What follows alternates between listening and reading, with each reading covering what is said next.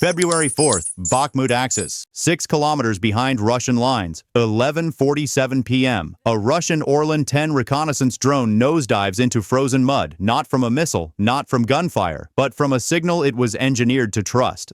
The jamming frequency was Russian. The override code followed Moscow's own protocols. The encryption authenticated as friendly because it wasn't Ukrainian technology that ripped that drone from the sky. It was Russia's own R-330Zh Zhitel electronic warfare system, captured intact, reverse-engineered, and transformed into a weapon that now hunts the very aircraft it was designed to protect. By dawn, Russia wasn't searching for a crashed drone. It was searching for a jamming system it believed was still defending its airspace.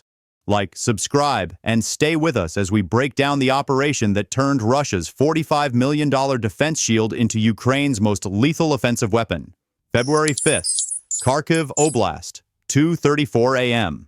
This isn't just another frontline position. This is the nerve center of Russia's northern electronic warfare grid. The invisible fortress that's been blinding Ukrainian drones, jamming NATO communications, and neutralizing precision-guided munitions for 11 months. At the heart of that fortress sits Russia's most sophisticated tactical asset, a complete R-330Zh Zhitel mobile jamming complex. Not a training unit, not export downgrade, a fully operational system valued at $45 million. 4 KMAZ 5350 mobile platforms, a Resident U command module capable of jamming signals across 470 frequencies simultaneously, an automated direction-finding array that locates enemy transmitters within 3 seconds, and the crown jewel, a multispectral jamming transmitter with 150 kilometers of effective range that can blind an entire battle space. For nearly a year, this system has been untouchable. It doesn't just defend Russian positions, it erases Ukrainian operational capability across a 200-kilometer front. Until tonight, Russian doctrine is absolute. Electronic warfare systems are too sensitive, too valuable, and too strategically critical to ever be compromised. Crews operate under Tier 1 security protocols. If capture is imminent, a thermite self-destruct charge melts the processors into slag. No recovery, no exceptions. But what happens when the enemy doesn't announce their arrival?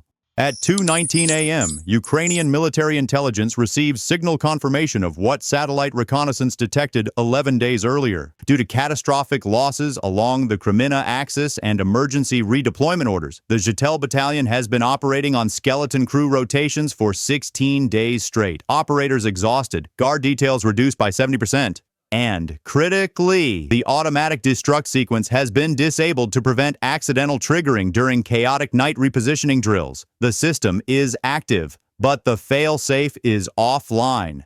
The assault begins at 2:41 a.m., not with artillery, not with an armored breakthrough, with silence.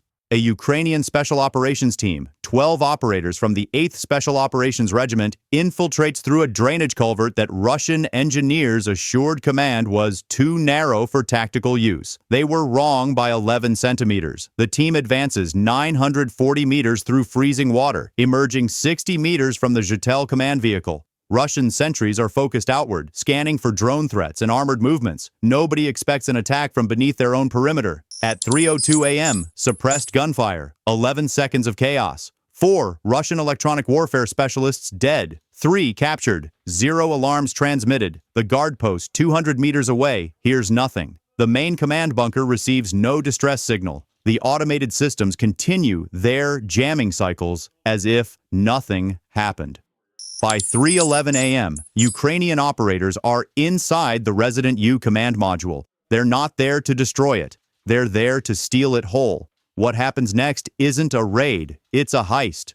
Ukrainian combat engineers arrive with a heavy-lift transport truck at 3:26 a.m., painted in Russian military markings, equipped with forged movement orders, and carrying equipment manifests that perfectly match genuine logistics documentation. The Zhitel system, all 4 mobile platforms, 22 tons of electronics, and every encrypted codebook is loaded and driven directly through Russian checkpoints. The paperwork is flawless. The vehicle identification matches real Russian transport assets. The drivers speak perfect Russian with Moscow accents. Nobody stops them. Nobody questions them. Nobody suspects. By 4:47 a.m., the convoy crosses into Ukrainian-controlled territory.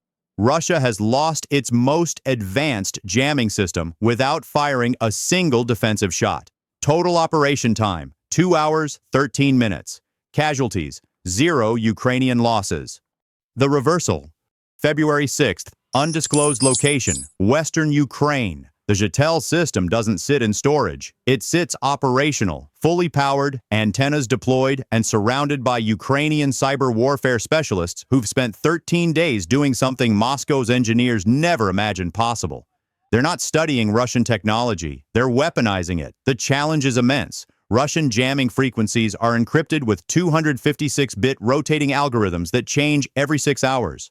Target identification protocols are hardwired to recognize only Ukrainian and NATO signals as hostile. The system's AI-driven threat library is designed to ignore all Russian military emissions. On paper, it should take months to crack. In practice, Ukrainian signals intelligence has been intercepting every Zhitel transmission across the entire Eastern Front for 7 months. They don't need to break the encryption. They already have the keys. By February 27th, the first breakthrough, Ukrainian technicians successfully inject false authentication codes into the Zhitel's friend or foe database. The system now recognizes Russian drone frequencies as hostile foreign signals. Ukrainian transmissions read as authorized friendly communications.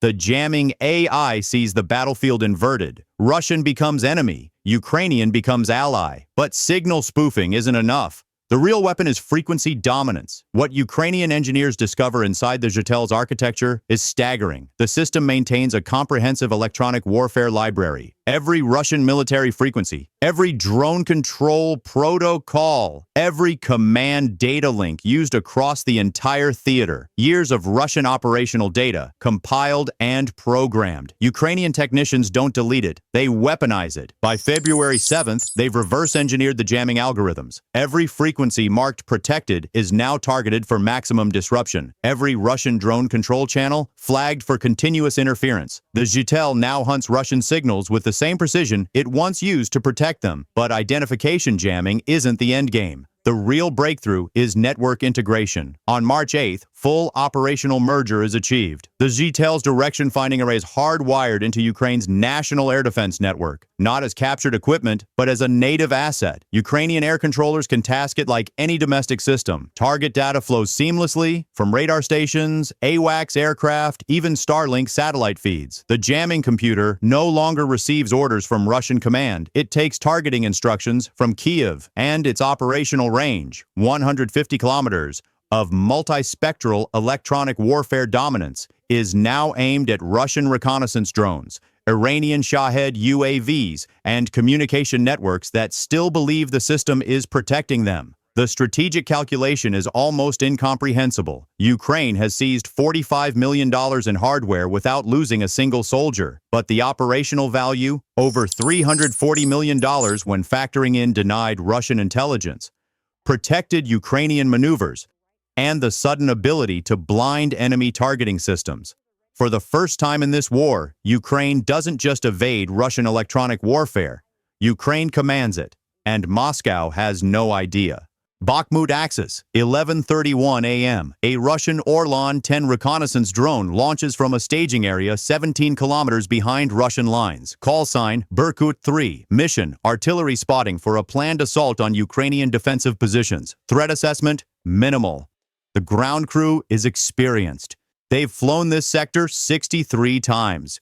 Russian electronic warfare provides total spectrum dominance. They're operating under complete protection. At 11:34 a.m., the drone's telemetry is stable. No jamming detected. No interference. Flight status, optimal. They don't know they've been tracked since takeoff. 89 kilometers northwest, inside the captured Zhitel command vehicle now concealed in a Ukrainian-controlled forest, operators watch the Orlan climb through 1,200 meters. The system classifies it perfectly. Orlan-10, Russian military frequency 5.725 gigahertz. Encrypted control data link, mission profile, reconnaissance. The jamming solution is textbook. But there's a pause in the Ukrainian command center. This isn't a test. This isn't a drill. This is about to become the first confirmed electronic kill using a captured enemy jamming system turned against its own forces. The authorization moves up rapidly, from the electronic warfare commander to signals intelligence headquarters. From headquarters to the general staff. From the general staff to the Minister of Defense's office. The order returns in 47 seconds. Execute. At 11:37 a.m., Ukrainian command authorizes engagement. The jamming order transmits. Inside the Zhitel's control module, automated systems activate. The multispectral antenna array rotates to precise targeting angles. Jamming parameters flood into the signal processors. Target frequency, 5.725 gigahertz. Jamming mode, deceptive override. Power output, maximum. A focused electromagnetic pulse erupts. 150,000 watts of precisely tuned interference traveling at the speed of light. The Orlan's flight computer receives what appears to be authentic Russian command signals. Frequency signature, correct. Encryption headers, validated. Command authentication, approved. The override instruction is simple. Return to base. Emergency recall protocol. At 11:37:19 a.m., the Russian ground crew's control screens show green status. Their drone appears to be responding to their inputs. Altitude holding, course steady. They don't see what the Orlan is actually receiving. The captured Zhitel is feeding the drone contradictory navigation data. GPS coordinates shifted 14 kilometers west. Altitude commands inverted.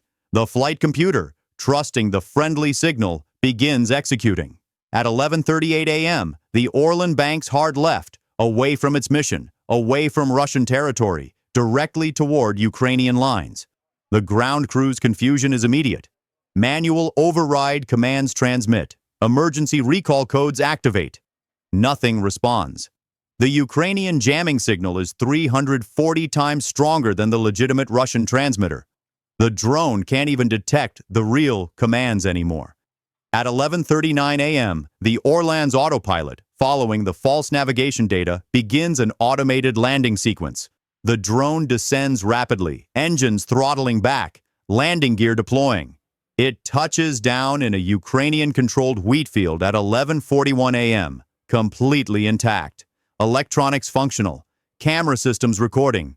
Even the fuel tanks are half full. Total engagement time, 4 minutes, 11 seconds. The Russian ground crew never understood what happened. Their control link showed normal operation until the telemetry went dark. The assumption is catastrophic systems failure or Ukrainian anti-air. It takes Russian signals intelligence 11 hours to detect the jamming signature. It takes them 3 days to realize it matched their own Zhitel system. By then, 6 more Russian drones have fallen from the sky the exact same way. Therefore, some details in the video are hypothetical. Our goal is to analyze military technology and warfare for educational and entertainment purposes. What you think about it, leave your comments below.